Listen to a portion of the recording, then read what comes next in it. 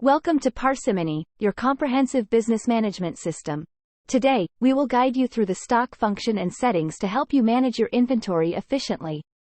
To access the stock function, click on the stock module on the left side menu. Here, you can view an overview of your current stock levels, pending orders, and more. Let's dive into the stock settings to customize your inventory management.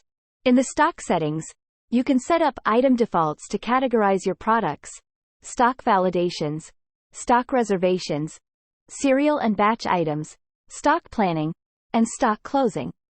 In the item defaults, you can categorize your product by item naming using code or series.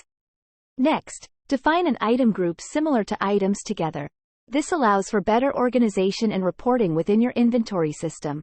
Lastly, select warehouses to track stock across different locations.